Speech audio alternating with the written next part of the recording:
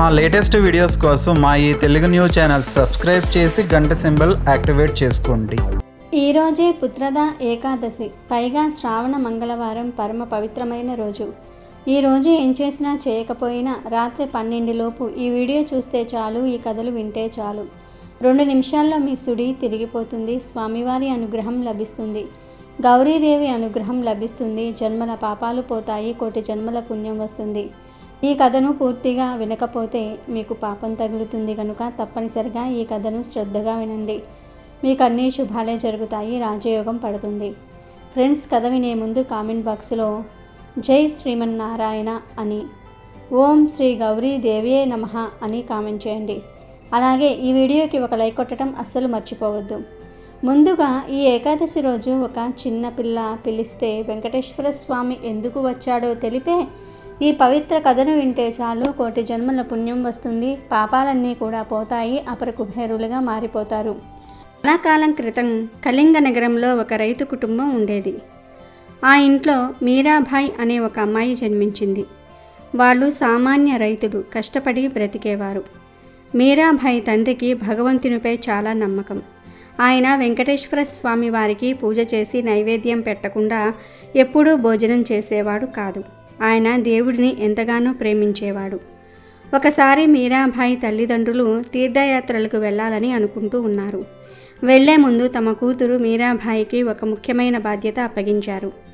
అమ్మాయి మీరా, మేమిద్దరం తీర్థయాత్రలకు వెళ్తూ ఉన్నాం. ఇంట్లో దేవునికి అనగా వెంకటేశ్వర స్వామి వారికి నైవేద్యం పెట్టే బాధ్యత నీదే. ప్రొద్దుటే స్నానం చేసి దేవుడికి నైవేద్యం పెట్టిన తర్వాతే నువ్వు ఏదైనా తినాలి.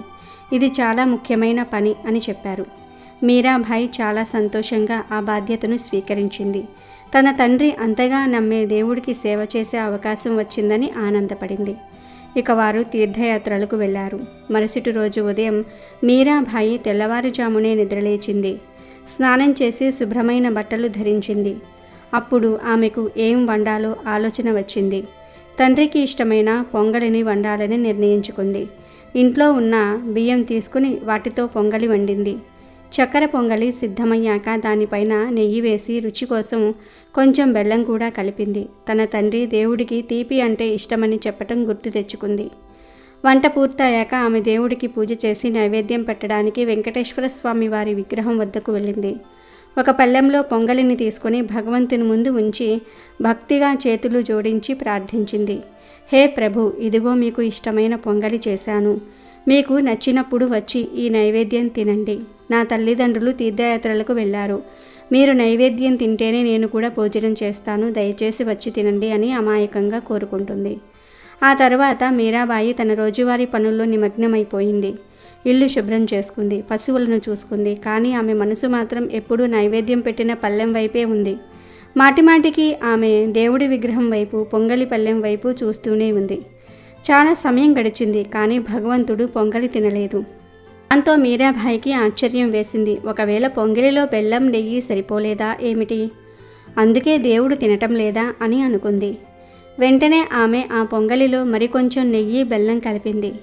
మళ్ళీ భక్తిగా దేవుణ్ణి ఆహ్వానించింది. అయినా కూడా దేవుడు నైవేద్యం తినలేదు. దాంతో మీరాబాయికి చాలా బాధ అనిపించింది. ఆమె అమాయకంగా భగవంతుడిని బ్రతిమాలింది. హే ప్రభు, మీరు ఎందుకు ఇప్పటిదాకా నైవేద్యం తినలేదు? మీరు ఆకలితో ఉన్నారు. నన్ను కూడా ఆకలితో ఉంచుతున్నారు. పొంగలి కూడా చల్లగా అయిపోతుంది. అమ్మా నాన్న మరికొన్ని రోజుల్లో తిరిగి వస్తారు. అప్పటి వరకు మీరు నేను చేసిన పొంగలినే తినాలి. అందుకని ఆలస్యం చేయకండి, లేకపోతే నేను కూడా ఆకలితోనే ఉండాలి అని వేడుకుంటుంది. మీరాబాయి ఎదురు చూస్తూనే సాయంత్రం అయ్యింది. ఆమె అప్పటిదాకా ఏమీ తినలేదు. ఆకలితో ఆమె బలహీనంగా మారింది. ఆమె ఆకలిని, అచంచలమైన భక్తిని చూసిన వెంకటేశ్వర స్వామియే స్వయంగా రావాల్సి వచ్చింది. మీరాబాయికి ఒక మధురమైన దైవికమైన గొంతు వినిపించింది. మీరా, నువ్వు పరదా వెయ్యనే లేదు. మరి నేను నైవేద్యం ఎలా తినను? నా భక్తులు నన్ను చూసినా నేను పరాయి వారి కళ్ళకు కనపడకూడదు కదా. అందుకనే నేను నువ్వు పెట్టిన నైవేద్యం తినలేకపోయాను అని వెంకటేశ్వర స్వామి వారు విగ్రహంలో నుండి పలికాడు. ఈ మాటలు విన్న మీరాబాయికి తన తప్పు అర్థమైంది. వెంటనే ఆమె తన కొంగును తీసుకుని దేవుడి విగ్రహం ముందు ఒక తెరగా అడ్డుపెట్టింది. క్షమించండి ప్రభు, నాకు తెలియలేదు అని అంది. పరదా వేయగానే వెంకటేశ్వర స్వామి వారు వెంటనే నైవేద్యం స్వీకరించాడు. మీరాబాయి ఆశ్చర్యపోతూ చూస్తూ ఉండగానే పళ్ళెం మొత్తం ఖాళీ అయిపోయింది. ఇది చూసిన మీరాకు ఆనందంతో కళ్ళల్లో నీళ్లు తిరిగాయి. భగవాన్, ఇంత చిన్న విషయం ముందే చెప్పొచ్చు కదా, మీరు ఆకలితో ఉన్నారు, నన్ను కూడా ఆకలితో ఉంచారు అని ప్రేమగా నిందించింది. ఆ తర్వాత మీరాబాయి కూడా సంతోషంగా పొంగలి తిని తన ఆకలిని తీర్చుకుంది. ఆ రోజు నుండి ఆమె తల్లిదండ్రులు తిరిగి వచ్చేంత వరకు మీరాబాయి ప్రతిరోజు పొంగలి చేసేది. వెంకటేశ్వర స్వామి కూడా ఆమె భక్తికి మెచ్చి రోజు నైవేద్యం తినడానికి వచ్చేవాడు. మీరాబాయి ప్రతిరోజు ఆనందంగా దేవుడికి సేవ చేసింది. కొన్ని రోజుల తర్వాత మీరాబాయి తల్లిదండ్రులు తీర్థయాత్రలు పూర్తి చేసుకుని ఇంటికి తిరిగి వచ్చారు. ఇంట్లోకి రాగానే వారు వంటగది వైపు వెళ్లారు. అక్కడ బెల్లం కుండ ఖాళీగా ఉండటం చూసి ఆశ్చర్యపోయారు. మీరా, దీనిలోని బెల్లం ఏమైంది? కుండ ఖాళీ ఎలా అయింది అని తల్లి అడిగింది. మీరాబాయి ఎంతో అమాయకంగా, అమ్మా, వెంకటేశ్వర స్వామి ప్రతిరోజు నైవేద్యం తినడానికి వచ్చేవాడు. ఆయనకు తీపి తక్కువ కాకూడదని నేను ప్రతిరోజు ఎక్కువ బెల్లం వేసేదాన్ని అని చెప్పింది. తర్వాత మొదటి రోజు ఆమె ఎదుర్కొంటున్న ఇబ్బంది గురించి వెంకటేశ్వర స్వామి వచ్చి పరదా వెయ్యమని చెప్పి పొంగలి తిన్న విషయం గురించి కూడా అంతా వివరంగా చెప్పింది. అది విన్న తల్లిదండ్రులు నోరెవెళ్లబెట్టారు. వారు ఆశ్చర్యంతో నిశ్చేష్టులయ్యారు. ఏ దేవుడిని వెతుక్కుంటూ వారు తీర్థయాత్రలకు ఎక్కడెక్కడో పుణ్యక్షేత్రాలకు వెళ్ళారో, జనాలు ఆయన కోసం ఎక్కడెక్కడో వెతుకుతారో, అలాంటి దేవుడికి వెంకటేశ్వర స్వామి వారికి వారి కూతురు స్వయంగా పొంగలిని తినిపించిందా అని వారు నమ్మలేకపోయారు. అసలు ఇది ఎలా సాధ్యం మీరా? దేవుడు నిజంగానే వచ్చాడా? మేము నమ్మలేకపోతూ ఉన్నాము అని తండ్రి అడిగాడు. అప్పుడు మీరాబాయి ఎంతో ధైర్యంగా, మీరే చూడండి, రేపు నేను భగవంతుడికి నైవేద్యం పెడతాను అని చెప్పింది. మరుసటి రోజు మీరాబాయి తెల్లవారుజామునే నిద్రలేచి స్నానం చేసి ఎంతో శ్రద్ధగా పొంగలిని తయారు చేసింది. దాన్ని ఒక పళ్ళెంలో పెట్టుకుని వెంకటేశ్వర స్వామి వారి విగ్రహం ముందు ఉంచి భక్తిగా చేతులు జోడించి ప్రార్థించింది. హే ప్రభు, నా సత్యాన్ని కాపాడు. నా తల్లిదండ్రులు నిన్ను చూడాలని ఆశపడుతూ ఉన్నారు. నా మొర ఆలకించు, దయచేసి వచ్చి నైవేద్యం ఆరగించు అని వేడుకుంది. మీరాబాయి ప్రార్థన విన్న వెంకటేశ్వర స్వామి ఆమె భక్తికి మెచ్చి పొంగలి తినడానికి ప్రత్యక్షమయ్యాడు. మీరాబాయి తల్లిదండ్రులు తమ కళ్ళను తామే నమ్మలేకపోయారు. సాక్షాత్తు వెంకటేశ్వర స్వామి వారిని తమ కళ్ళ ముందు చూసి ఆనందంతో భయంతో వణికిపోయారు. వారు వెంటనే స్వామికి ప్రణామాలు చేసి చేతులు జోడించి కళ్ళల్లో నీళ్లతో నిలబడ్డారు. వెంకటేశ్వర స్వామి పొంగలిని తిని వారిని ఆశీర్వదించి అదృశ్యమయ్యాడు. ఈ సంఘటన మీరాబాయి ఆమె తల్లిదండ్రుల భక్తి విశ్వాసాలను ఇంకా బలీయం చేసింది. మీరాబాయి యొక్క అచంచలమైన భక్తి, స్వచ్ఛమైన ప్రేమకు ఇది ఒక తార్కాణం. లోకానికి దైవం దూరంగా ఉంటాడని అనుకునేవారికి స్వచ్ఛమైన భక్తితో పిలిస్తే దైవం ఎంత దూరమైనా వచ్చి పలకరిస్తాడని ఈ కథ నిరూపిస్తుంది. అలాగే ఈ శ్రావణ మంగళవారం సందర్భంగా శ్రావణ మంగళ గౌరీ వ్రత కథను వింటే చాలు సౌభాగ్యం సిద్ధిస్తుంది.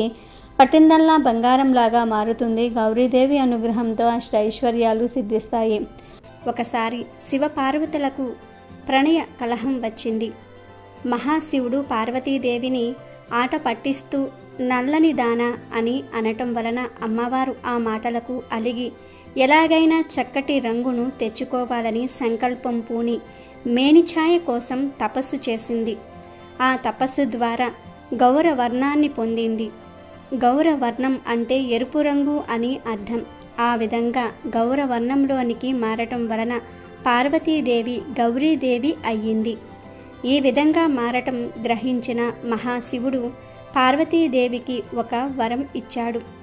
ఎవరైతే శ్రావణ మంగళవారం రోజు గౌరీదేవిని భక్తి శ్రద్ధలతో పూజిస్తారో అలాంటి వారికి సకల శుభాలు కలుగుతాయని, ఐశ్వర్యం సిద్ధిస్తుందని, అన్ని బాధలు పోతాయని శివుడు వరం ఇచ్చాడు. అప్పటి నుండి శ్రావణ మంగళవారాలలో మంగళ గౌరీ వ్రతం చేయటం ఆచారంగా వస్తుంది. శ్రావణ మంగళ గౌరీ వ్రతం యొక్క వ్రత మహత్యం తెలిపే ఒక కథ కూడా ఉంది. ఇప్పుడు మనం ఆ కథను విందాం. ఒకసారి ద్రౌపదీదేవి శ్రీకృష్ణుని వద్దకు వెళ్ళి, అన్న, మహిళలకు వైధవ్యాన్ని కలిగించని వ్రతం ఏదైనా ఉంటే చెప్పమని అడుగ్గా శ్రీకృష్ణుడు వెంటనే మంగళ గౌరీదేవి మహాదేవత, ఆది పరాశక్తియే మంగళ గౌరీదేవిగా ప్రసిద్ధి చెందింది. త్రిపురాసుర సంహార సమయంలో పరమశివుడు మంగళ గౌరీదేవిని పూజించి విజయం సాధించాడు. అంగారకుడు మంగళ గౌరీదేవిని పూజించి గ్రహరాజై మంగళ వారానికి అధిపతిగా వెలుగొందుతూ ఉన్నాడు. ఆ మంగళ గౌరిని పూజిస్తూ శ్రావణమాస మంగళవారాలలో వ్రతాన్ని ఆచరించినట్లయితే వైదవ్యం ప్రాప్తించదు. మంగళ గౌరి వ్రత మహత్యాన్ని తెలిపే ఒక కథ చెప్తాను విను అంటూ శ్రీకృష్ణుడు ఇలా చెప్పసాగాడు. చాలా కాలం క్రితం జయపాలుడనే రాజు మహిస్మతి నగరాన్ని పాలించేవాడు. భోగభాగ్యాలు ఎన్ని ఉంటేనే ఆయనకు సంతానం కలగలేదు. ఆ దంపతులకు అదే దిగులు. ఎన్ని నోములు నోచినా, ఎన్ని దానాలు చేసినా ఫలితం మాత్రం శూన్యము. చివరికి పరమేశ్వరుడికి ఆ మహారాజు దంపతులపై కరుణ కలిగినది. పరమేశ్వరుడు ఓ సన్యాసి రూపంలో జయపాలుని నగరానికి వచ్చి అంతఃపురం బయట ద్వారము వద్ద నిలబడి భవతి భిక్షాందేహి అనేసి అక్కడి నుండి వెళ్ళిపోయాడు. జయపాలుని భార్య పల్లెంలో సంబరాలు సమకూర్చుకొని భిక్ష వేసేందుకు వచ్చే లోపలే ఆ సన్యాసి వెళ్ళిపోయాడు. ఇలా 3 రోజులు జరిగింది. జరిగిందంతా కూడా భర్తకు వివరించింది జయపాలుని భార్య. రేపు ఆ సన్యాసి వచ్చే ముందే నీవు సిద్ధంగా ఉండమని భార్యతో చెప్పాడు రాజు. మరుసటి రోజు సన్యాసి రావటం మహారాణి బంగారు పళ్ళెంతో సహా భిక్ష వెయ్యబోయింది. ఆ సన్యాసి ఆ భిక్షను స్వీకరించక, సంతానము లేని నీ చేతి భిక్ష నేను స్వీకరించనని పలికేసరికి జయపాలుని భార్య ఇలా అంది. అయితే మహాత్మా, సంతానము కలిగే మార్గాన్ని ఉపదేశించండి అని వేడుకుంది. అప్పుడు ఆ సన్యాసి రూపంలో ఉన్న ఈశ్వరుడు, అమ్మా, నేను చెప్పబోయేది నీ భర్తకు తెలియజెయ్యి.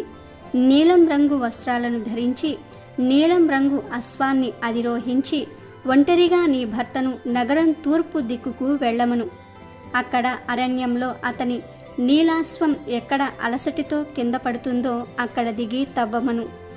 ఆ తవ్వకము నుండి ఒక స్వర్ణ దేవాలయం బయటపడుతుంది. ఆ స్వర్ణ దేవాలయంలో ఉండే అమ్మవారిని భక్తి శ్రద్ధలతో పూజిస్తే ఆమె మీకు సంతానాన్ని ఇస్తుంది అని చెప్పి అక్కడి నుండి వెళ్ళిపోయాడు సన్యాసి రూపి అయిన శివుడు. ఈ విషయమంతా భర్తకు చెప్పి ఆ విధంగా చేయసాగారు రాజదంపతులు. జయపాలుడు నీలం రంగు వస్త్రాలను ధరించి నీలం రంగు అశ్వాన్ని అధిరోహించి ఒంటరిగా నగరం తూర్పు దిక్కుకు వెళ్ళాడు. అక్కడ అరణ్యంలో అతని నీలాశ్వం ఒకచోట అలసటతో కింద పడిపోయింది. జయపాలుడు అక్కడ దిగి త్రవ్వాడు. ఆ త్రవ్వకము నుండి ఒక స్వర్ణ దేవాలయం బయటపడింది. స్వర్ణ దేవాలయంలో ఉన్న అమ్మవారిని జయపాలుడు ప్రార్థించాడు. జయపాలుని భక్తికి మెచ్చి ధనాన్ని ఇస్తాను, కోరుకోమంది అమ్మవారు. నాకు ధనము వద్దు, సంతానము కావాలని అన్నాడు జయపాలుడు. అప్పుడు అమ్మవారు, దీర్ఘాయువు వైదవ్యము కల కన్య కావాలా, అల్పాయుష్కుడు సజ్జనుడు అయిన కుమారుడు కావాలా, కోరుకోమని అడిగింది. దానికి రాజు పితృదేవతలను ఉద్ధరించేందుకు కుమారుడే కావాలని కోరుకున్నాడు. అప్పుడా దేవి ఆ రాజును తన పార్శ్వమున ఉన్న గణపతి నాభియందు అడుగువేచి చెంతనే ఉన్న చూత వృక్ష ఫలాన్ని తీసుకుని వెళ్ళి నీ భార్యకు ఇవ్వు అని అంతర్ధానమయ్యెను. జయపాలుడు ఆ వృక్షానికి ఉన్న పండ్లన్నీ కూడా కోసేసరికి గణపతికి కోపం వచ్చింది. ఇందుకు ఫలితంగా నీకు జన్మించే కుమారుడు 16వ ఏట సర్పం బారిన పడి మరణిస్తాడని గణపతి రాజును శపిస్తాడు.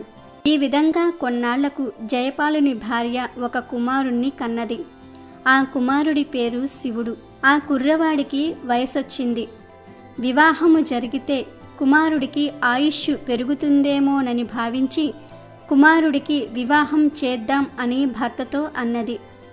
దానికి రాజు కాశీ విశ్వేశ్వర్ని దర్శించి వచ్చాక వివాహం చేద్దాం అని చెప్పి తన కుమారుణ్ణి అతని మేనమామతో కాశీకి పంపించారు. జయపాలుని కుమారుడు అయినటువంటి శివుడు మరియు మేనమామ త్రోవలో ప్రతిష్టానపురం చేరుకున్నారు. అక్కడ వారిద్దరూ కూడా ఓ సత్రంలోనికి ప్రవేశించారు. ఆ సత్రంలో కొందరు కన్యలు ఆడుకుంటూ ఉన్నారు. వారిలో సుశీల అనే ఒక కన్య మరొక కన్యతో గొడవ పడగా ఆ కన్య సుశీలను ముండా రండా అంటూ కోపంతో దుర్భాషలాడింది. అప్పుడు సుశీల, మా అమ్మగారు మంగళ గౌరీ వ్రతం చేస్తూ ఉంటుంది కాబట్టి మా కుటుంబంలో ఎవ్వరూ ముండలు రండలు ఉండరు అంది కోపంతో. జయపాలుని కుమారుడు అయినటువంటి శివుడు, అతని మేనమామ ఇదంతా కూడా జరిగేటప్పుడు అక్కడే ఉన్నారు. తన మేనల్లుడు అల్పాయుషుడు అన్న సంగతి మేనమామకు తెలుసు.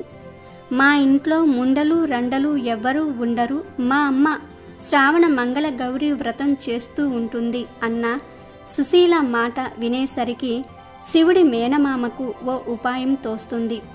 సుశీలను శివుడికి ఇచ్చి వివాహము జరిపిస్తే అతనికి తప్పకుండా మంగళ గౌరీదేవి అనుగ్రహం లభించి పరిపూర్ణ ఆయుష్కుడు అవుతాడని భావిస్తాడు.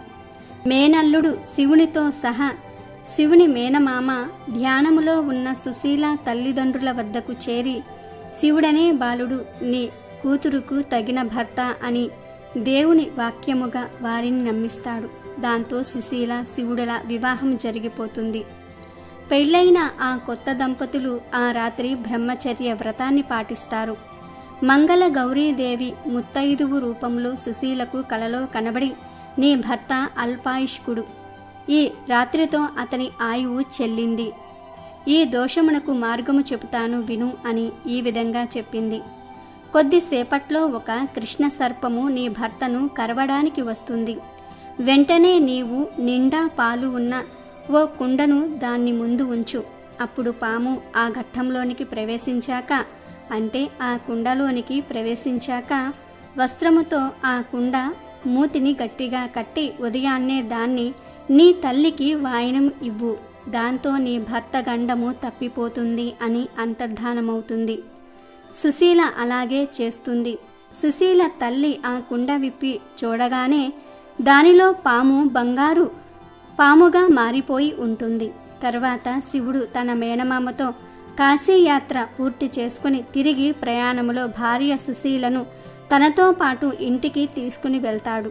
విషయము తెలుసుకుందామని శివుడు సుశీలను తన ఆయువు ఎలా పెరిగిందని అడుగగా, అంతా శ్రావణ మంగళ గౌరీ వ్రత ప్రభావమని చెప్పినది. కాబట్టి ద్రౌపది, మంగళ గౌరీ వ్రతం చాలా విశేషమైనది. ఈ వ్రతాన్ని ఆచరించిన వారు సకల సౌభాగ్యాలతో వర్ధిల్లుతారు. శ్రావణ మాస మంగళవారాలలో వ్రతాన్ని ఆచరించినట్లయితే వైధవ్యం ప్రాప్తించదు అని కృష్ణుడు ఈ కథను ద్రౌపదికి చెప్పాడు. అదేవిధంగా ఈరోజు పుత్రదా ఏకాదశి కథను వింటే చాలు సుపుత్ర ప్రాప్తి కలుగుతుంది, సమస్యలు పోతాయి, రాజయోగం పడుతుంది. ఒకసారి ధర్మరాజు శ్రావణ మాసంలోని శుక్లపక్షంలో వచ్చే ఏకాదశి పేరును, దాని మహత్యాన్ని వివరించమని శ్రీకృష్ణుణ్ణి అడిగాడు. అప్పుడు కృష్ణుడు, ఓ ధర్మరాజా, శ్రావణ శుక్ల ఏకాదశి పేరు పుత్రదా ఏకాదశి. ఆ ఏకాదశి మహిమను వినటం చేత వాజపేయ యజ్ఞం చేసినంత ఫలితం కలుగుతుంది. మనిషి యొక్క సమస్త పాపాలను నశింపచేసే ఆ ఏకాదశి గురించి చెప్తాను, శ్రద్ధగా విను అని శ్రీకృష్ణుడు ప్రత్యుత్తరమిచ్చి ఆ వివరాలను ఇలా చెప్పటం ప్రారంభించాడు. ధర్మరాజా, ద్వాపర యుగారంభంలో మహిష్మతీపురమనే రాజ్యాన్ని మహిజిత్ అనే రాజు పరిపాలించేవాడు. పుత్ర సంతానం లేకపోవటం వలన అతను ఎప్పుడూ కూడా దిగులు పడుతూ ఉండేవాడు. సంతానహీనుడైన వానికి ఇహపరాలలో సుఖం లేదు కదా. ఎన్ని సంవత్సరాలైనప్పటికీ ఆనందాన్ని కలిగించే పుత్ర రత్నమే అతనికి కలుగలేదు. తన దీన పరిస్థితి గురించి బాధపడిన రాజు ఒకరోజు తన కన్న బిడ్డలుగా చూసుకునే రాజ్య ప్రజలను, బ్రాహ్మణులను సభకు పిలిపించి ఇలా అన్నాడు. ప్రజలారా, ఈ జన్మలో నేనెట్టి పాపం చేయలేదు, అధర్మయుతమైన ధనంతో ఖజానాను నింపలేదు, బ్రాహ్మణుల సంపత్తిని, దేవతల సంపదను కొల్లకొట్టలేదు, పైగా యథావిధిగా ఈ ప్రపంచాన్ని జయించాను, మిమ్మల్ని కన్న బిడ్డలుగా చూసుకుంటున్నాను. తప్పు చేసి ఉంటే సోదరుడు, బంధువుల వంటి వారిని కూడా దండించటంలో వెనుకాడలేదు. సౌమ్యుడు, పుణ్యాత్ముడు అయితే శత్రువుని కూడా నేను గౌరవించాను. ఓ బ్రాహ్మణులారా, ఈ ప్రకారంగా ధర్మ మార్గంలో నడిచినప్పటికీ కూడా నేను పుత్రహీనుడినయ్యాను. దీనికి కారణమేమిటో నాకు తెలపండి అని అడిగాడు. రాజు యొక్క దీనాలాపములను వినిన బ్రాహ్మణులు తమలో తాము చర్చించుకుని తమ రాజు కోసం భూత భవిష్యత్ వర్తమానములను ఎరిగిన ఋషులను కలవడానికి అడవికి వెళ్ళాలని నిర్ణయించుకున్నారు. అరణ్యానికి వెళ్ళి అటూ ఇటూ తిరుగుతూ వారు అనేక ఆశ్రమాలను సందర్శించారు. చివరికి వారు లోపస మునిని కలిసి కొన్నారు. ఆయన కఠోర తపస్సులో ఉన్నాడు. ఆయన దేహం దివ్యంగాను ఆనందమయంగాను ఉంది. ఆయన ఉపవాస వ్రతంలో ఉన్నాడు. ఆత్మ నిగ్రహుడైన ఆ ముని సర్వజ్ఞాన సంపన్నుడు. బ్రహ్మదేవుని ఆయువంత ఆయుర్దాయం కలవాడు. తేజోమయుడు అయి ఉన్నాడు. బ్రహ్మదేవుని ఒక కల్పం గడిచిపోగానే ఆ ముని దేహం నుండి ఒక రోమం అనగా లోమము కింద పడుతుంది. అందుకే ఆ మునికి లోమస ముని అనే పేరు వచ్చింది. ఆయనకు భూత భవిష్యత్ వర్తమానములు తెలుసు. ఆ ముని తేజస్సుచే మోహితులైన బ్రాహ్మణులు ఆయన చెంతకు వెళ్ళి వినమ్రంగా స్తోత్రం చేశారు. అది వినిన ఆ ముని వారెవరని, తనను ఎందుకు స్తుతిస్తున్నారని అడిగాడు. అప్పుడు బ్రాహ్మణులు ఆయనతో, మునివర్య, సందేహ నివృత్తి కొరకే మీ చెంతకు వచ్చాము. మా రాజైన మహిజితునకు సంతానం కలుగలేదు. ప్రజలమైన మమ్ము రాజు కన్న బిడ్డల్లాగా చూసుకుంటున్నాడు. అందువలన రాజు కష్టాన్ని చూసి మేము భరించలేకపోయాము. భాగ్యవశాత్తు మేము ఈరోజు మిమ్ములను చూడగలిగాం. మహనీయుడైన వ్యక్తి దర్శన మాత్రం చేతనే పురుషుడు సకలాభిష్టాలను పొందగలుగుతాడు. పుత్రహీనుడైన మా రాజు పుత్ర వరదుడు అయ్యే మార్గాన్ని బోధించండి అని విన్నపం చేసుకున్నారు.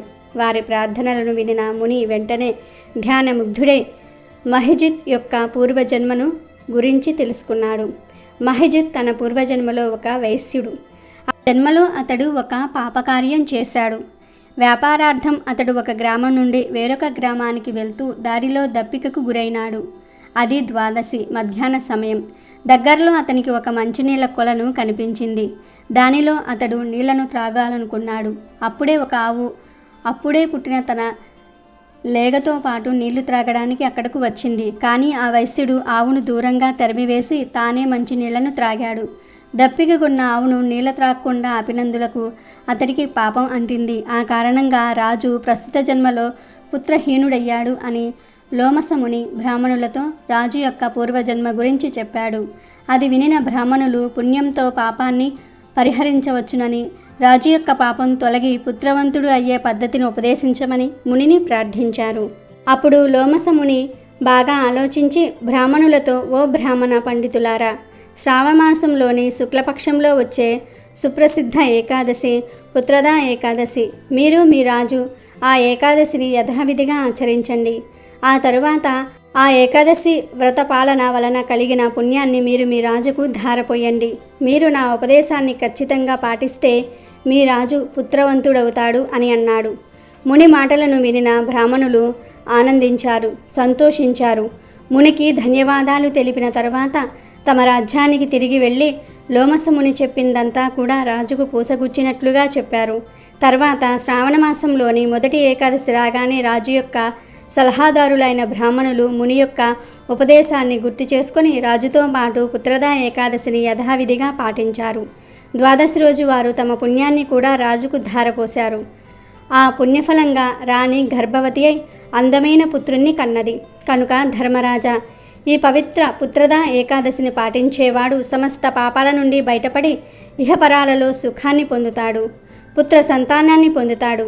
ఈ ఏకాదశి మహిమను వినేవాడు ఈ జన్మలో పుత్ర ప్రాప్తి ఆనందాన్ని అనుభవించి తదనంతరం భగవద్ధామానికి చేరుకుంటాడు అని శ్రీకృష్ణుడు ధర్మరాజుకు పుత్రదా ఏకాదశి మహత్యాన్ని వివరించాడు. అలాగే ఈరోజు దుర్గాదేవి తన భక్తురాలిని ఎలా కాపాడిందో తెలిపే ఈ పవిత్ర కథను వింటే చాలు కష్టాలు కన్నీళ్లు పోతాయి, మీరు ధనవంతులుగా మారిపోతారు.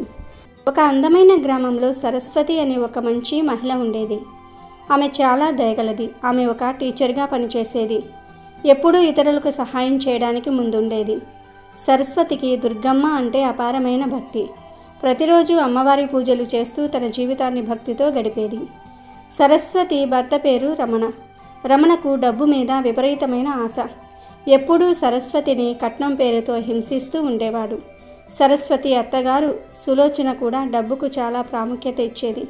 ఒకరోజు సులోచన సరస్వతితో ఇలా అంది, ఇదిగో సరస్వతి, మరో 2 రోజులలో మా పుట్టింటి బంధువుల పెళ్ళి ఉంది. నేను ఆ పెళ్ళికి వెళ్ళాలి అని అంది. దానికి సరస్వతి వినయంగా అలాగే వెళ్ళిరండి అత్తయ్య గారు అంది. అప్పుడు సులోచన కోపంగా, నేనేం నిన్ను వెళ్ళాలా వద్దా అని అడగటం లేదమ్మా. పెళ్ళికి వెళ్ళాలంటే బంగారు నగలు కావాలి. నువ్వు పెళ్లి సమయంలో మాకు కట్నంగా ఎలాంటి బంగారము ఇవ్వలేదు కదా, కనీసం ఇప్పుడైనా బంగారాన్ని ఇవ్వు. ఒక బంగారు నెక్లెస్ ఏర్పాటు చెయ్యి. ఆ నెక్లెస్తో నేను పెళ్ళికి వెళ్తాను అని అడిగింది. అప్పుడు సరస్వతి బాధగా, నేనెలా ఏర్పాటు చేయగలను అత్తయ్య గారు? పెళ్ళై 2 సంవత్సరాలు అవుతున్నా ఇప్పటి వరకు ఆయన నాకు ఒక్క చీర కూడా కొనిపెట్టలేదు. ఆయన ఎలా బంగారు నెక్లెస్ పెడతారు చెప్పండి అని అంది. అప్పుడు సులోచన వెటకారంగా, అరే నీకేమైనా పిచ్చి పట్టిందా? నేను బంగారు నెక్లెస్ ఏర్పాటు చేయమని చెప్పింది నా కొడుకును అడిగి కాదమ్మా. నువ్వు వెళ్ళి నీ పుట్టింటి వారిని అడుగు. వారి నుండి డబ్బు తీసుకుని వచ్చి నెక్లెస్ కొనుక్కో అని పలికింది. సరస్వతి కళ్ళు చెమ్మగిల్లి, నా పుట్టింటి వారి పరిస్థితి మీకు బాగా తెలుసు కదా అత్తయ్య గారు. తెలిసి కూడా ఇలా అంటారేంటి? నా పెళ్లి చేయడానికి వాళ్ళు ఎంతో కష్టపడ్డారు. ఆ సమయంలో చేసిన అప్పుని ఇప్పటికీ కడుతూనే ఉన్నారు. వారిని నేను ఎలా అడగగలను అని బాధపడింది. అదంతా నాకు సంబంధం లేదు. నేను మీ కష్టాలు వినడానికి సిద్ధంగా లేను. నాకు కావాల్సింది నేను చెప్పాను. దాన్ని ఏర్పాటు చేయటం నీ బాధ్యత. లేకపోతే ఈ ఇంటి నుండి నువ్వు బయటికి వెళ్లాల్సి ఉంటుంది అని సులోచన కోపంగా చెప్పి తన గదిలోనికి వెళ్ళిపోయింది. పాపం సరస్వతి బాధపడుతూ వంట చేస్తూ ఉంది. ఇంతలో రమణ సరస్వతి వద్దకు వచ్చి ఇలా అన్నాడు, ఇదిగో నాకు 10,000 రూపాయలు కావాలి. ఎలాగో నువ్వు బడి టీచర్గా పనిచేస్తూ ఉన్నావుగా, ఈసారి వచ్చిన జీతాన్ని నాకు ఇచ్చేయి అని అడిగాడు. అప్పుడు సరస్వతి నమ్మకంగా, ఇంకా జీతం రాలేదండి, రాగానే మీకు ఇచ్చేస్తాను. కానీ నా జీతం కేవలం 8,000 మాత్రమే. మరో 2,000 నేను ఎక్కడి నుండి తీసుకుని రావాలి అని అడిగింది. రమణ నిర్లక్ష్యంగా, ఉన్నారుగా మీ పుట్టింటి వారు, వెళ్ళి వాళ్ళను అడుగు. 2,000 రూపాయలు కావాలని చెప్పు, తప్పకుండా ఇస్తారు. కన్నీళ్లు కారుస్తూ జాలిముఖం పెట్టావంటే తప్పకుండా ఇచ్చేస్తారు అని రమణ సరస్వతితో చెప్పి అక్కడి నుండి వెళ్ళిపోయాడు. మరోవైపు సరస్వతి ఎంతో బాధపడుతూ ఉంది. ఇంట్లో పనులన్నీ ముగించి బడికి వెళ్ళడానికని చక్కగా తయారై బడికి వెళ్తూ ఉంది. దారిలో దుర్గమ్మ ఆలయం ఉంటుంది. సరస్వతి దుర్గమ్మ ఆలయం లోపలికి వెళ్ళి తన బాధనంతా కూడా చెప్పుకుంటుంది. అమ్మ దుర్గమ్మ, నా జీవితం ఏంటో నాకే అర్థం కావటం లేదు తల్లి. నా తల్లిదండ్రులు ఎంతో కష్టపడి నాకు పెళ్లి చేశారు. పెళ్లి సమయంలో చాలా అప్పు కూడా చేశారు. పాపం వారు ఇప్పటికీ కష్టపడుతూ ఆ అప్పులు తీరుస్తూనే ఉన్నారు. వారు నేను అత్తవారింట్లో చాలా హాయిగా ఉంటున్నానని అనుకుంటున్నారు. కానీ నిజం ఏంటంటే నేను ఇక్కడ మానసికంగా నలిగిపోతున్నాను. డబ్బు అలాగే బంగారం పేరుతో నన్ను మా అత్తింటి వారు చాలా హింస పెడుతూ ఉన్నారు. మాట్లాడితే పుట్టింటికి వెళ్ళి డబ్బు అలాగే బంగారం తెమ్మని చెప్తూ ఉంటారు. ఇప్పటికే నా కారణంగా కష్టపడుతూ ఉన్న తల్లిదండ్రుల వద్దకు నేను వెళ్ళి డబ్బు కావాలని ఎలా అడగగలను? దయచేసి నువ్వే నా సమస్యను తీర్చాలి తల్లి అని వేడుకుంటుంది. అలా సరస్వతి తన బాధ మొత్తాన్ని దుర్గమ్మతో చెప్పుకుంది. ఆపై గుడి నుండి నేరుగా బడికి వెళ్ళిపోయింది. బడిలో రోజంతా కష్టపడి పిల్లలకు పాఠాలు చెప్తుంది. అలా ప్రతిరోజు బడికి వెళ్లే దారిలో ఉన్న దుర్గమ్మ గుడిని సందర్శించి తన బాధలను చెప్పుకుంటూ ఉండేది సరస్వతి. అలా కొంతకాలం గడిచింది. ఒకరోజు సరస్వతి అత్తయ్య గారికి కాఫీ ఇచ్చింది. అప్పుడు సులోచన కోపంగా, కాఫీ మాత్రమే కాదు, కొన్ని రోజుల క్రితం నేను నిన్ను బంగారు నెక్లెస్ కావాలని అడిగాను. దాని సంగతి ఏమిటి అని అడిగింది.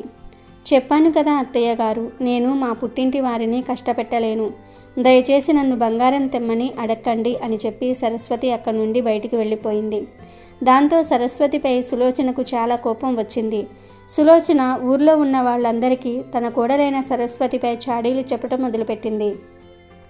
తమ పక్కింట్లో ఉన్న కాంతమ్మతో, ఇదిగో కాంతమ్మ, నీకు తెలుసా నా కోడలు ఎలాంటిదో? అస్సలు ఇంట్లో ఒక్క పని కూడా చేయదు. అన్ని పనులు నేనే చేసుకోవాలి. అంతేకాదు ప్రతిరోజు నా కొడుకు సంపాదించిన డబ్బులను దొంగతనం చేస్తూ ఉంటుంది అని చెప్పింది.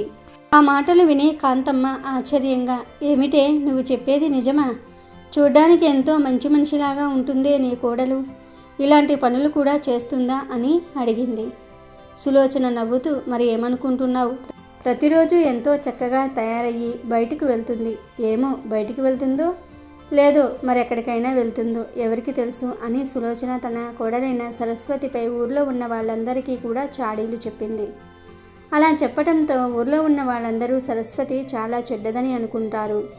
మెల్లమెల్లగా ఊర్లో ఉన్న వాళ్ళందరూ సరస్వతితో మాట్లాడడం మానేస్తారు. ఊర్లో ఉన్న వాళ్ళందరూ సరస్వతిని అసహ్యించుకుంటూ ఉండేవారు.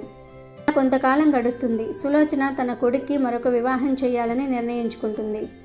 అందుకోసం సరస్వతిని ఇంటి నుండి బయటికి తరిమివేయాలని రకరకాల పథకాలు వేస్తూ ఉంటుంది. అందుకు రమణ కూడా తల్లికి సహాయం చేస్తూ ఉంటాడు. ఇదిగో సరస్వతి, నేను నిన్ను 1,00,000 రూపాయలు ఇవ్వమని అడిగాను కదా, ఇంకా ఇవ్వలేదేంటి అన్నాడు రమణ. సరస్వతి ఆశ్చర్యంగా, మీరు కేవలం 10,000 రూపాయలు మాత్రమే అడిగారండి. అదే కూడా నేను ఎంతో కష్టపడి మీకు ఇస్తూ ఉంటాను. 1,00,000 రూపాయలు తెమ్మంటే నేను ఎక్కడి నుండి తేవగలను అని బాధగా అడిగింది. 1,00,000 రూపాయలు కూడా ఇవ్వలేదా? ఇదేనా నీ భర్తపై నీకు ఉన్న ప్రేమ? చిచ్చి, ఇలాంటి అమ్మాయిని వదిలేయటం చాలా మంచిది అని సులోచన అంటుంది. అప్పుడు రమణ కూడా, అవునమ్మా, నువ్వు చెప్పింది నిజమే, ఇప్పుడే ఈ అమ్మాయిని వదిలేస్తాను అంటూ రమణ అప్పటికప్పుడే సరస్వతిని ఇంటి నుండి బయటకు గెంటేస్తాడు.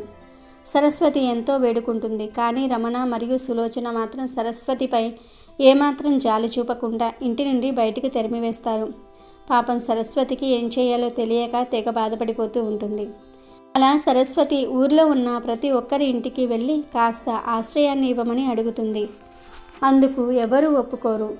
నువ్వు ఎలాంటి దానివో మీ అత్తగారు మాకు చెప్పారులే అమ్మా, నీలాంటి దానికి ఆశ్రయం ఇస్తే మాకు పాపం చుట్టుకుంటుంది, దయచేసి ఇక నుండి వెళ్ళిపో తల్లి అని ఊర్లోని వాళ్ళందరూ సరస్వతిని తిట్టి పంపించి వేస్తారు.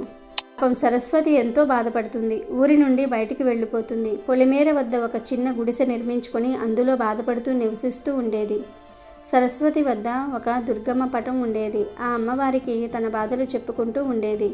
నేను ఎలాంటి తప్పు చేయలేదు, అయినా అందరూ నాదే తప్పని అంటూ ఉన్నారు తల్లి, నువ్వే నాకు న్యాయం చెయ్యాలి అని సరస్వతి ప్రతిరోజు అమ్మవారిని వేడుకుంటూ ఉండేది. సరస్వతి బాధ మొత్తాన్ని అమ్మవారు గమనిస్తుంది.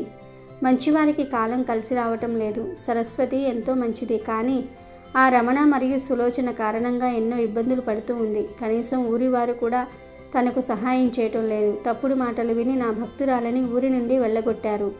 ఇలాంటి వారిని నేను ఊరికే విడిచిపెట్టను. వీరు నా కోపానికి గురి కావాల్సిందే. ఊరి వారందరికీ నేను బుద్ధి చెప్పి తీరాలి అని దుర్గమ్మ ఊరి వాళ్ళందరికీ బుద్ధి చెప్పాలని నిర్ణయించుకుంటుంది. అమ్మవారికి చాలా కోపం వస్తుంది. అమ్మవారికి కోపం రావడంతో సుభిక్షంగా ఉన్న ఊరు కాస్త వల్లకాడుగా మారిపోతుంది. పంటలు పండటం ఆగిపోతాయి. వర్షాలు కురవటం కూడా పూర్తిగా ఆగిపోతాయి. ధాన్యాలు పూర్తిగా నశించిపోతాయి. ఊరిలో ఆనందం అన్నమాట అస్సలు ఉండదు. రమణ వాళ్ళ అమ్మ దగ్గరకు వెళ్ళి, అమ్మ, 4 రోజులైంది భోజనం చేసి, ఇంట్లో ఒక ధాన్యం గింజ కూడా లేదు, వెళ్ళి నీ స్నేహితురాల్ని కొన్ని బియ్యం గింజలు ఇవ్వమని అడుగు అని అడుగుతాడు. సులోచన తన స్నేహితురాలైన కాంతమ్మ ఇంటికి వెళ్ళి ఇలా అడుగుతుంది. ఇదిగో కాంతమ్మ, కొంత ధాన్యాన్ని ఇవ్వు, త్వరలో తిరిగి ఇచ్చేస్తాను అంటుంది. నేను 2 రోజుల నుండి ఆహారం లేకుండా అలమటిస్తున్నాను. నేనే కాదు, ఊళ్ళో అందరూ ఇలానే ఉన్నారు.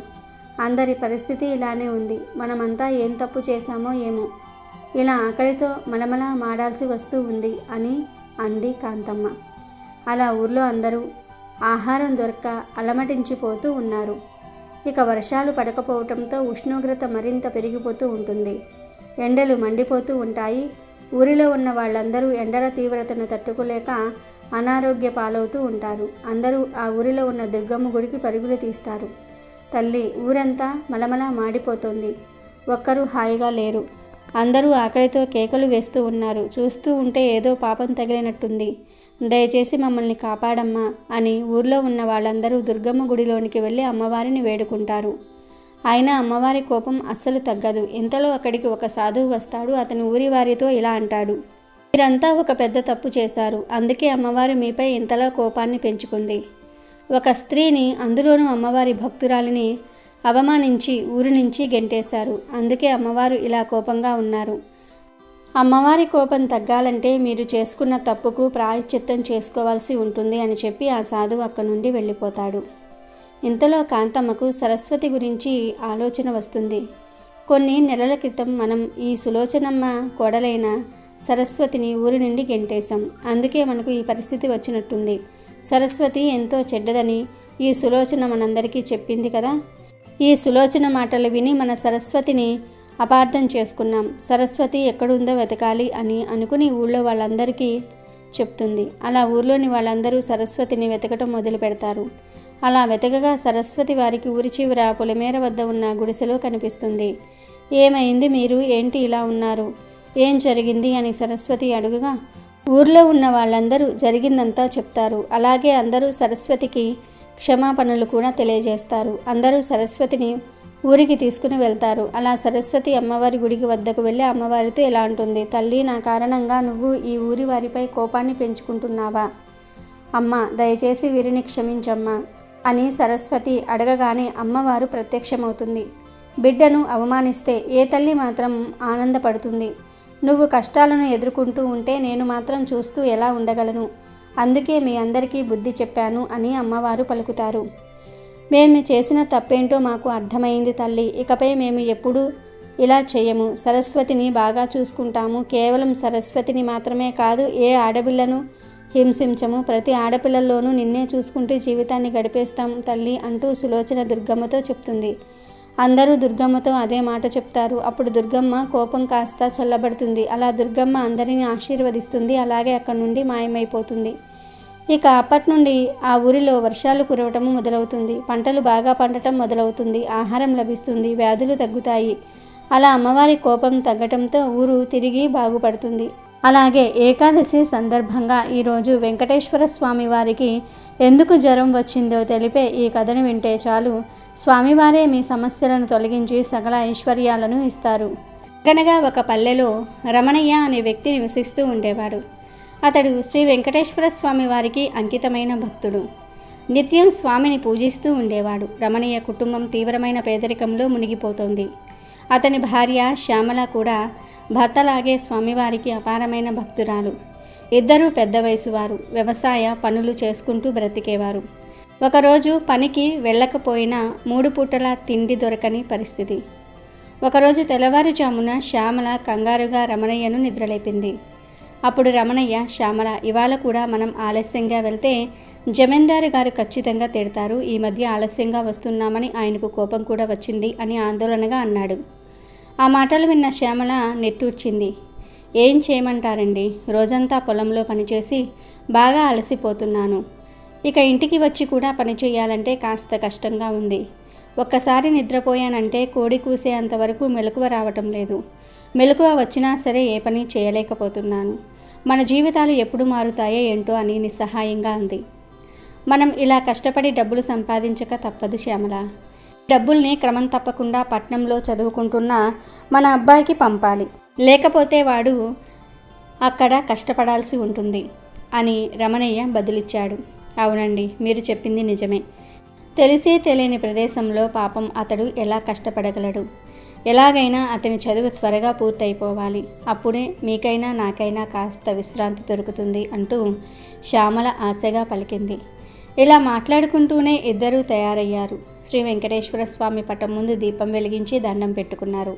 స్వామి, రోజురోజుకు ఒంట్లో శక్తి తగ్గిపోతుంది, కానీ మా మనసులో మాత్రం ఇంకా కష్టపడాలన్న కోరిక బలంగా ఉంది.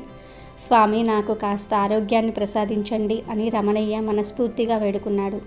పూజ పూర్తి చేసి ఇద్దరు వ్యవసాయ పనుల కోసం బయలుదేరారు. వారు చేరుకుంది ఆ ఊరి జమీందారు పొలం. పొలంలో అడుగు పెట్టగానే జమీందారు గంభీర స్వరంతో, ఏంటి రమణయ్య, ఇవాళ కూడా ఆలస్యంగా వచ్చావంట, ఏమిటి విషయం అని అడిగాడు. రమణయ్య భయంగా తలదించుకొని, అయ్యా, పొలం ఊరి నుండి 10 కిలోమీటర్ల అవతల ఉంది.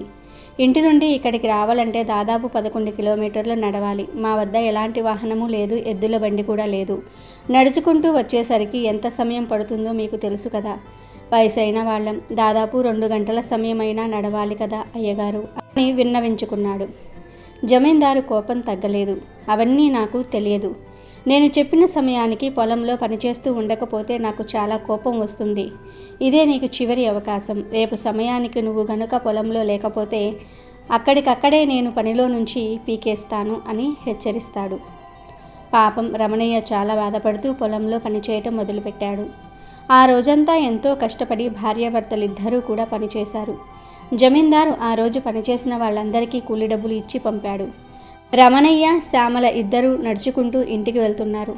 ప్రతిరోజు పనిచేయటమే కాకుండా ఇలా నడవటం కూడా చాలా కష్టంగా ఉందండి. అంతేకాదు, ఇప్పుడు ఇంటికి వెళ్ళి మళ్ళీ వంట కూడా వండాలి. ఈ కష్టాలన్నీ ఎప్పుడు తగ్గుతాయో ఏమో అని శ్యామల అలసిపోయి అంది. త్వరలోనే మన కొడుక్కి ఉద్యోగం రాబోతుంది. వాడికి ఉద్యోగం వచ్చిన తర్వాత మన కష్టాలన్నీ ఇట్టే తీరిపోతాయి అని రమణయ్య ఆశగా చెప్పాడు. అలా ఇద్దరూ మాట్లాడుకుంటూ ఇంటికి వచ్చారు. వంట వండుకొని తిని హాయిగా నిద్రపోయారు.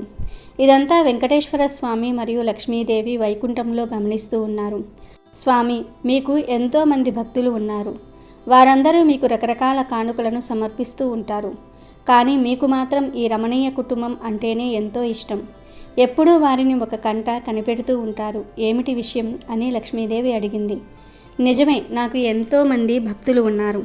రకరకాల కానుకలను సమర్పిస్తూ ఉంటారు. కానీ ఎలాంటి ద్వేషం, స్వార్థము లేని భక్తి కేవలం ఇలాంటి వారి నుండి మాత్రమే వస్తుంది. ఈ భూమిపై చాలా తక్కువ మంది నిస్వార్థమైన భక్తిని చూపుతారు. వారిలో ఈ రమణయ్య, శ్యామలు కూడా ఒకరు.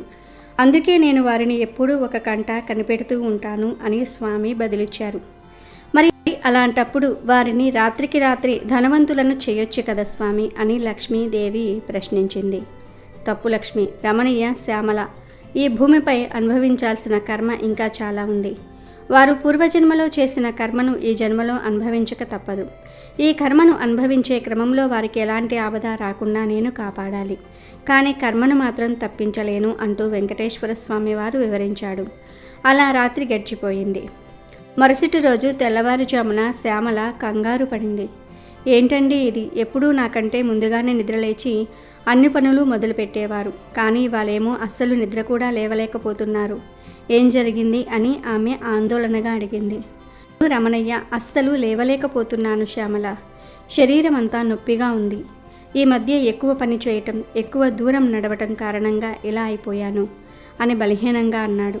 శ్యామల రమణయ్య వద్దకు వెళ్ళి అతన్ని ముట్టుకుని చూసింది. అయ్యో, మీ శరీరం అంతా కాలిపోతుందండి. చూస్తూ ఉంటే బాగా జ్వరం వచ్చినట్టుంది. నేను ఇప్పుడే వెళ్ళి మన ఊర్లో ఉన్న డాక్టర్ గారిని పిలుచుకుని వస్తాను అంటూ పరుగున డాక్టర్ వద్దకు వెళ్ళి తీసుకొచ్చింది. డాక్టర్ రమణయ్యను పరీక్షించి చూశాడు. రమణయ్య, నీకు జ్వరం వచ్చింది.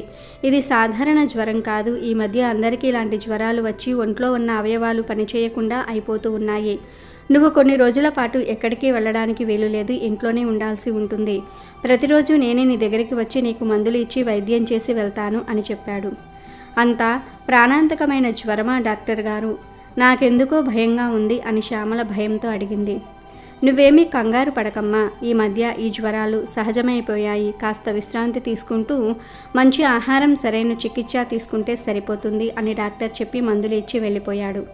రమణయ్య చాలా బాధపడుతూ ఉంటాడు. ఏంటండి చాలా బాధపడుతున్నారు అని శ్యామల అడిగింది. నీకు తెలుసు కదా, ఇంకో 2 వారాల్లో మన అబ్బాయికి పరీక్షలు మొదలు కాబోతూ ఉన్నాయి. పరీక్షలకు ఫీజు కట్టాలని చెప్పాడు. అందుకోసమే కదా మనమిద్దరం పనిచేయటం మొదలుపెట్టాం. ఇప్పుడేమో ఇలా అనారోగ్యం వచ్చి ఇద్దరం ఇంట్లో కూర్చున్నాం. పనికి వెళ్ళలేకపోతే డబ్బులు రావు. ఏం చేయాలో అర్థం కావటం లేదు. ఈ పరిస్థితుల్లో అస్సలు లేవలేకపోతున్నాను. వెంకటేశ్వర స్వామి, మీరే నాకు ఏదైనా దారి చూపించండి. అలా రమణయ్య వెంకటేశ్వర స్వామి వారిని వేడుకున్నాడు. వైకుంఠంలో లక్ష్మీదేవి ఇదంతా గమనిస్తూ ఉంటుంది. స్వామి, మీ భక్తుడు చాలా పెద్ద కష్టంలో ఇరుక్కున్నాడు స్వామి. వెంటనే అతనికి కలిగిన అనారోగ్యాన్ని దూరం చేయండి అని ఆమె వేడుకుంది. రమణయ్య కర్మ ప్రకారం అతను తనకు వచ్చిన జ్వరాన్ని అనుభవించక తప్పదు. కానీ అతన్ని నేను ఈ పరిస్థితుల్లో చూడలేకపోతున్నాను. అందుకే ఒక నిర్ణయానికి వచ్చాను అని అన్నాడు వెంకటేశ్వర స్వామి.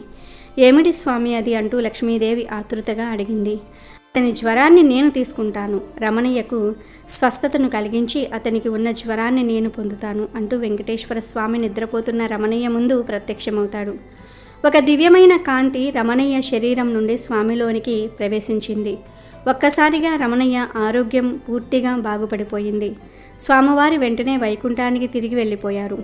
ఉదయం శ్యామల కళ్ళు తెరిచి చూస్తే రమణయ్య లేచి కూర్చున్నాడు.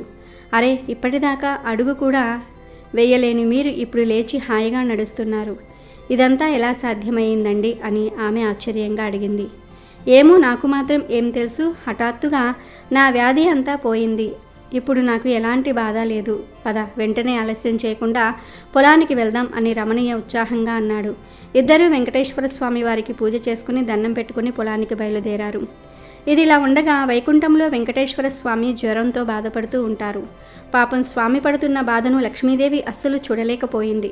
స్వామి, నేను దేనినైనా భరించగలను, కానీ మీరు కష్టపడుతూ ఉంటే మాత్రం నేను భరించలేను, అస్సలు భరించలేను అని ఆమె ఆవేదనతో అంది. నేను కూడా నా భక్తుడి కష్టాన్ని అస్సలు భరించలేకపోయాను. అందుకే అతని బాధను నేను స్వీకరించాను అని స్వామి బలహీనంగా అన్నాడు. స్వామి, రండి, ఇలా ఈ పాన్పుపై పడుకోండి అని లక్ష్మీదేవి వేడి నీటితో వెంకటేశ్వర స్వామివారికి కాపడం పెట్టింది. స్వామివారికి చాలా చలి కలుగుతూ ఉండగా లక్ష్మీదేవి తన మాయ ద్వారా ఒక పెద్ద కంబలిని సృష్టించి స్వామిపై కప్పింది. అలా వెంకటేశ్వర స్వామి నిద్రలోనికి జారుకుంటారు. లక్ష్మీదేవి స్వామి వద్దనే కూర్చుని రకరకాల సేవలు చేస్తూ ఉంటుంది. స్వామివారిని ఈ పరిస్థితుల్లో అస్సలు చూడలేకపోతున్నాను, ఎంత త్వరగా నయమైతే అంత బాగుంటుంది అనుకుంటూ ఆమె నిరంతరం ప్రార్థిస్తూ ఆ రాత్రి మొత్తాన్ని గడిపేసింది. మరుసటి రోజుకు వెంకటేశ్వర స్వామి పూర్తిగా కోలుకున్నారు. స్వామి, ఇప్పుడు మీకు ఎలా ఉంది అని లక్ష్మీదేవి సంతోషంగా అడిగింది. నువ్వు చేసిన సేవల కారణంగా నా అనారోగ్యం పూర్తిగా తగ్గిపోయింది. నీకు చాలా ధన్యవాదాలు అని స్వామి చిరునవ్వుతో అన్నాడు. ఇందులో ధన్యవాదాలు చెప్పాల్సింది ఏముంది స్వామి, నేను నీ భార్యను, మిమ్మల్ని సేవించుకోవటం నా హక్కు. అలా లక్ష్మీదేవి వెంకటేశ్వర స్వామి వారికి సేవలు చేసి ఆయనకు కలిగిన అనారోగ్యాన్ని దూరం చేసింది. రమణయ్య, శ్యామల తిరిగి పొలానికి వెళ్ళగా ఆ రోజు జమీందారు పొలంలో ఒక వింత సంఘటన జరిగింది. పనిచేస్తున్నప్పుడు రమణయ్యకు పొలం గట్టున ఒక పాత ఇత్తడి డబ్బా కనిపించింది. దాన్ని తెరిచి చూడగా అందులో పాత నాణేలు, కొన్ని పత్రాలు ఉన్నాయి. మొదట అతడు ఆశ్చర్యపోయినా వెంటనే వాటిని జమీందారుకు అప్పగించాడు. జమీందారు ఆ పత్రాలను పరిశీలించి ఆశ్చర్యపోయాడు. అవి తన పూర్వీకులకు సంబంధించినవి. అందులో ఆ పొలం మధ్యలో ఒక చిన్న ఆలయం కింద పూర్వీకులు దాచిన ఒక నిధి గురించి ప్రస్తావించబడింది. ఆ నిధిని కనుగొనే ప్రయత్నాలు జమీందారు కుటుంబం చాలా కాలంగా చేస్తూ ఉంటే అది తమ చేతికి అందకపోవటం వెనుక ఒక అంతుచిక్కని రహస్యం ఉందని వారు భావించారు. ఇప్పుడు రమణయ్యకు దొరికిన పత్రాలతో ఆ నిధిని కనుగొనగలిగారు. ఆ నిధిని చూసి జమీందారు కుటుంబం ఆనందంతో ఉప్పొంగిపోయింది. జమీందారు తన పూర్వీకుల నిధి దొరకడానికి రమణయ్య నిజాయితీ, భక్తి కారణమని నమ్మాడు. తన కర్మ ఫలంగానే నిధి దొరకలేదని, రమణీయ వంటి నిస్వార్థ భక్తుడి ద్వారానే అది దొరికిందని భావించాడు. రమణయ్య నిజాయితీకి మెచ్చి జమీందారు ఆ నిధిలో కొంత భాగాన్ని రమణయ్యకు బహుమతిగా ఇచ్చాడు. అంతేకాదు జమీందారు అతనిపై గౌరవం పెంచుకున్నాడు. ఆ అపారమైన సంపదతో రమణయ్య, శ్యామల జీవితాలు ఒక్కసారిగా మారిపోయాయి. వారి కొడుకు చదువుకు ఎలాంటి ఆటంకం లేకుండా సాగిపోయింది. వారు తమ గ్రామంలో ఇల్లు కట్టుకుని పొలాన్ని కొనుగోలు చేసి తమ పొరుగున ఉన్న పేదలకు కూడా సహాయం చేయటం ప్రారంభించారు. రమణయ్య, శ్యామల తమ కష్టాలు తీరినందుకు వెంకటేశ్వర స్వామి వారికి కృతజ్ఞతలు తెలుపుతూ వారి భక్తిని మరింత పెంచుకున్నారు. వారికి వచ్చిన అదృష్టం కేవలం డబ్బు రూపంలోనే కాదు, ఆరోగ్యము, ప్రశాంతత మరియు సమాజంలో గౌరవం రూపంలో కూడా లభించింది. వెంకటేశ్వర స్వామి కర్మ సిద్ధాంతాన్ని గౌరవిస్తూనే తన నిస్వార్థ భక్తుల కష్టాలను తగ్గించడానికి దైవలీలను ప్రదర్శిస్తాడని ఈ కథ నిరూపిస్తుంది. కాబట్టి ఈరోజు రాత్రి 12 లోపు ఈ కథలు వింటే చాలు. 2 నిమిషాల్లో మీ సుడి తిరిగిపోతుంది. స్వామివారి అనుగ్రహం లభిస్తుంది. గౌరీదేవి అనుగ్రహం లభిస్తుంది. జన్మల పాపాలు పోతాయి. కోటి జన్మల పుణ్యం వస్తుంది. అమెజాన్లో బెస్ట్ డిస్కౌంట్స్ కోసం వీడియో డిస్క్రిప్షన్లో లింకు ఉంది, చూడండి. అలాగే మా టెలిగ్రామ్ ఛానల్ సబ్స్క్రైబ్ చేసుకోండి.